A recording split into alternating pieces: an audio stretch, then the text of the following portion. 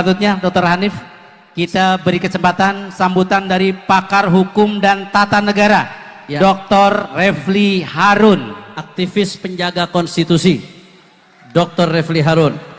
Kemudian sambutan dari aktivis Timur Tengah dan Palestina, yaitu Ustadz Oke. Ustadz Oke, yang mana beliau juga salah satu pimpinan Gaza, pusat Palestina. daripada Matraul Anwar. Satu lagi Habib, sambutan aktivis pemerhati sumber daya alam, Dr. Marwan Batubara. Dari namanya saja sudah sangat sumber daya alam beliau. Iya. Dr. Marwan Batubara. Punya tambang nggak ya? Dr. Marwan Batubara, jangan berebut gara-gara tambang batubara ya. Ustadz Oke, pejuang Palestina yang tadi pimpin aksi di depan kedubes Amerika ya sore tadi. Kita mulai dari Dr. Refli Harun. Dr. Refli Harun terlebih dahulu.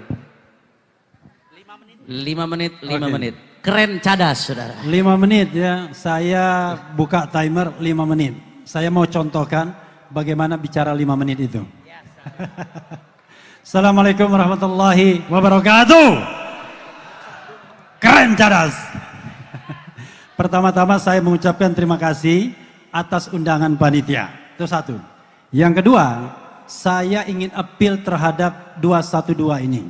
Saya bukan orang yang pertama kali ikut, tetapi berharap 212 akan senantiasa ada sampai kapanpun.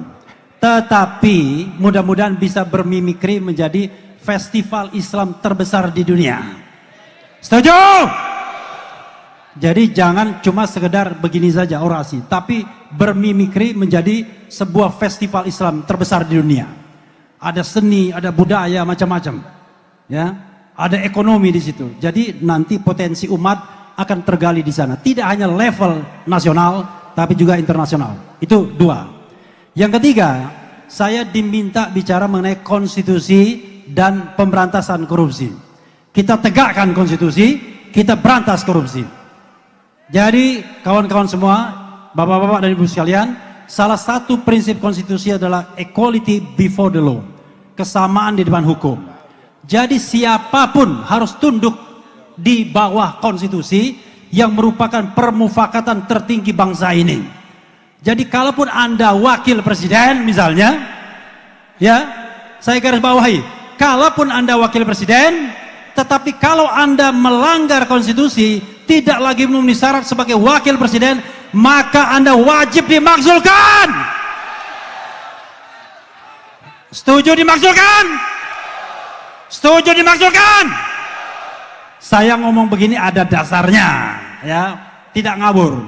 Dasarnya adalah kalau pendidikannya ternyata di kemudian hari dibuktikan tidak memenuhi syarat, ijazah SMA-nya tidak jelas, maka wajib dimakzulkan. Amin. Berikutnya adalah konstitusi itu juga mengandung perlindungan terhadap warga negara. Ada yang namanya kebebasan berserikat, berkumpul, mengeluarkan pendapat baik secara lisan maupun tulisan. Jadi kalau ada peneliti meneliti sebuah dokumen publik, tiba-tiba dia ditersangkakan, maka apakah negara kita menjadi negara demokrasi yang baik? Baik atau tidak? Karena itu siapapun yang menersangkakan orang yang sedang meneliti sebuah dokumen publik yang sudah digunakan selama 10 tahun dan kemudian dia dijadikan tersangka, siapapun dia, zalim. Sekali lagi ikuti saya, zalim. Dan terakhir, soal pemberantasan korupsi, kawan-kawan semua, ibu-ibu dan bapak sekalian, tidak bisa langkahnya biasa saja. Langkahnya cuma kemudian melihat satu kasus diselesaikan dan lain sebagainya. Tidak bisa. Korupsi di Indonesia adalah korupsi yang sistemik. Karena itu saya appeal kepada pemerintahan Prabowo, jangan cuma memberantas korupsi biasa-biasa saja, harus luar biasa.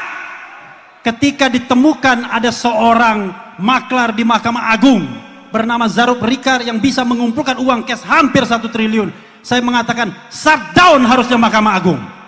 Kalau Mahkamah Agung tidak diseleksi ulang hakim-hakimnya, tak ada gunanya. Karena itulah saya katakan apel kepada pemerintahan Prabowo, kalau Anda mau menyelamatkan Indonesia, maka berantas korupsi, jangan omong-omong saja. Bersihkan lingkaran Anda dari para koruptor. Bersihkan lingkaran Anda dari penegak-penegak hukum, aparat-aparat hukum yang korup. Lakukan reformasi yang sebaik-baiknya di kepolisian, di kejaksaan, di KPK, dan semuanya, termasuk birokrasi. Karena itu kita doakan semua, kita harus menjadi bagian besar, gerakan besar untuk memberantas korupsi. Wabillahi taufiq wal hidayah. Wassalamualaikum warahmatullahi wabarakatuh. Merdeka! Allahu Akbar! Dan yang kita tunggu-tunggu, sebelum tausiah dari Imam Besar, terakhir satu lagi penyampaian amanat juang. 212. 212. Dari siapa saja? Kita panggil tokoh kita. Yang pertama Bang Egy Sujana. Kemudian kita panggil juga Ustadz Alfian Tanjung. Kemudian Dr. Andri Kurnia. Kemudian Ustadz Asep Saripudin. Kemudian Dr. Rizal Fadilah. Ini kayaknya nama pernah muncul di TV nih ya. Kemudian Dr. Badrudin Subahi. Kemudian dari GNI, Gerakan Nasional Anti Islamophobia, Ustadz Abi Taki. Dan pejuang hukum kita, Bang Haji Mihdan. 8 orang. Mohon maaf, berjejer 8. Bagian masing-masing sudah ditandai. Kita akan berikan kesempatan untuk membacakan amanat juang 212. Sekali lagi, hanya membacakan, tidak boleh menambah, mengurang, apalagi berkomentar.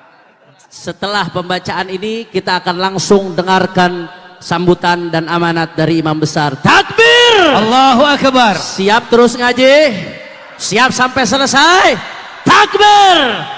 Yang pertama Bang Egy Sujana memulai dari atas sampai poin 1. Terima kasih. Bismillahirrahmanirrahim. Assalamualaikum warahmatullahi wabarakatuh. Panitia Reuni Akbar Mujahid 212 tahun 2025. Amanat juang Reuni Akbar Alumni 212 bahwa lahirnya Republik Indonesia tidak bisa dilepaskan dari perjuangan umat Islam. Dengan kepemimpinan para ulama soleh yang mampu menggelorakan semangat perlawanan, mengangkat senjata untuk menentang kezaliman, penjajahan, dan mengantarkan kepada kemerdekaan Indonesia.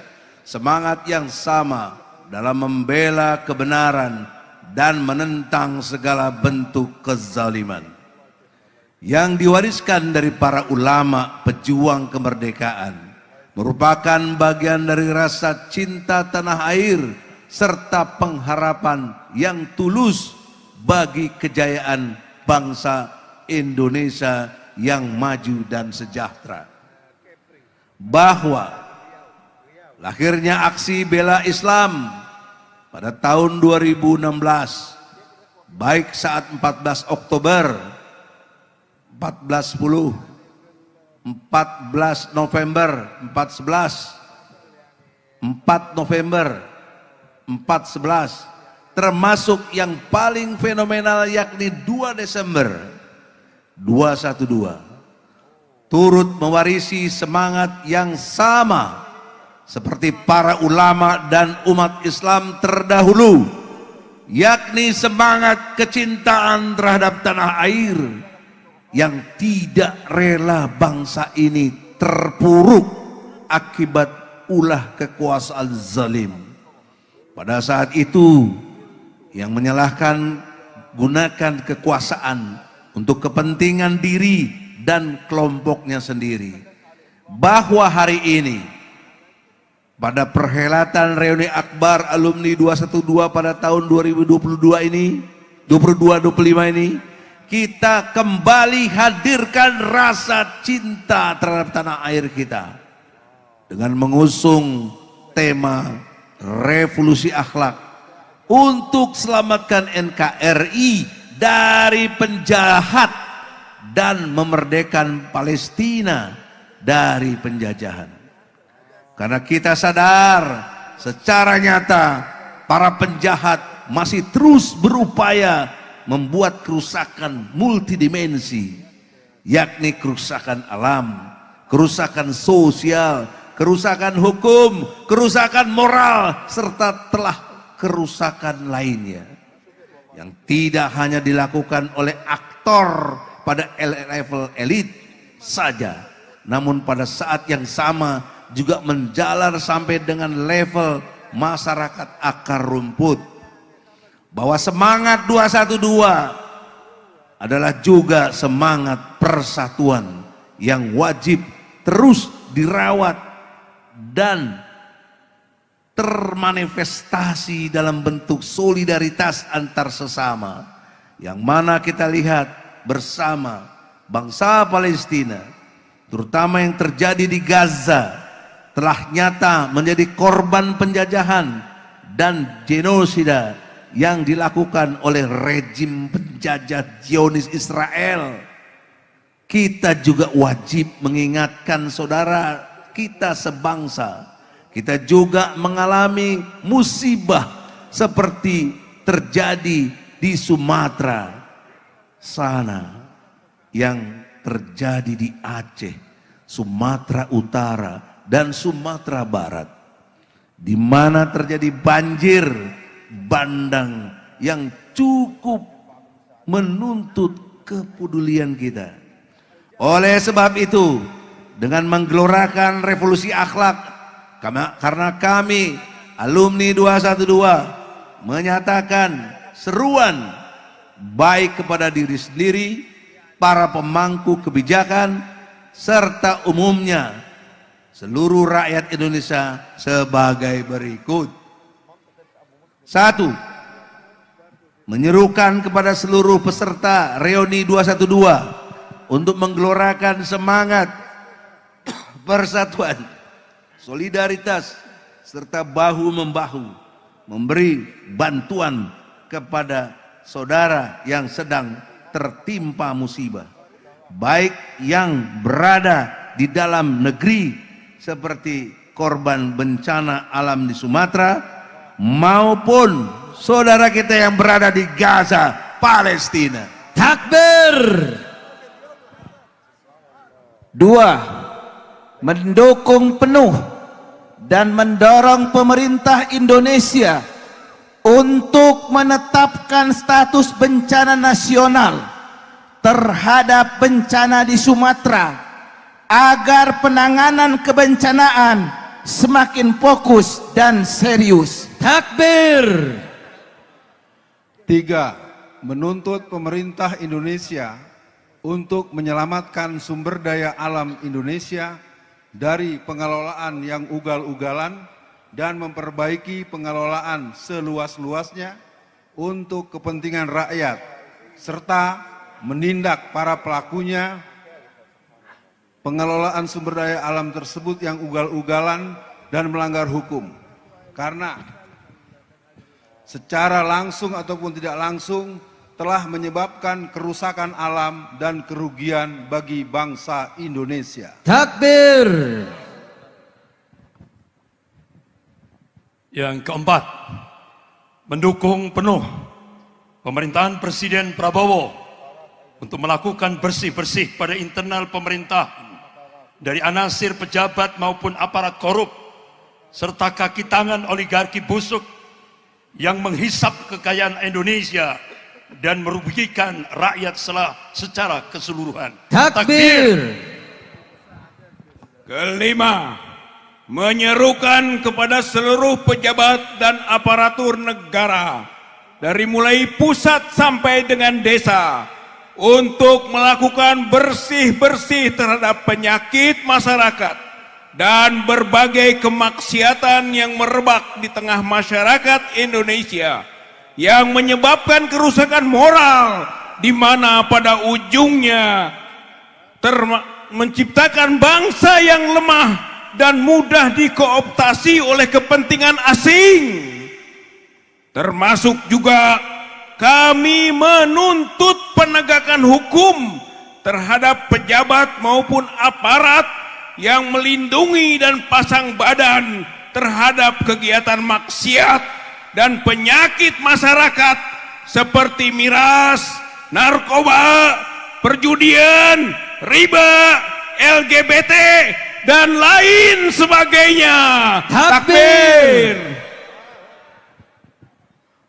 Menyerukan kepada seluruh rakyat Indonesia dan juga para ulama, pejabat, maupun aparatur negara lainnya untuk meningkatkan kewaspadaan dan kesiapsiagaan bangkitnya jejaring PKI, Partai Komunis Indonesia, serta paham Islamofobia yang senantiasa merongrong kehidupan berbangsa dan bernegara. Takbir. Yang ketujuh, menyerukan pemerintah Indonesia untuk mengupayakan alternatif solusi bagi usaha kemerdekaan rakyat Palestina dengan membangun kerjasama antar negara-negara Islam lewat penguatan organisasi kerjasama Islam dan pembentukan fakta pertahanan negara-negara Islam yang dengannya dapat dibentuk suatu wadah negara-negara Islam saling menjaga satu sama lainnya dengan gabungan kekuatan militer termasuk kepada rakyat Palestina yang sedang dizolimi oleh pemerintah Zionis Israel. Takbir. Allahu Akbar. Yang kedelapan, menyuruhkan kepada seluruh umat Islam untuk bersatu dan merapatkan barisan demi menyongsong kejayaan umat Islam yang dengannya pula akan menjadi kejayaan bagi Indonesia tercinta ini. Demikianlah amanat ini kami sampaikan. Semoga Allah Subhanahu wa Ta'ala meridhoi usaha baik kita ini, dan semoga kita selamat dari para penjajah. Amin ya muhibas saidin. Jakarta, 2 Desember 2025 Masehi atau 11 Jumadil Akhir 1447 Hijriah. Habib Muhammad bin Hussein Alatas SMA, Ketua Koordinator Komite, ditandatangani. Kiai Haji Ahmad Sobdi Lubis SPDI, Ketua Steering Komite, ditandatangani. Takbir. Masya Allah. Takbir. Siap jalankan amanat juang. Siap terus kawal perjuangan.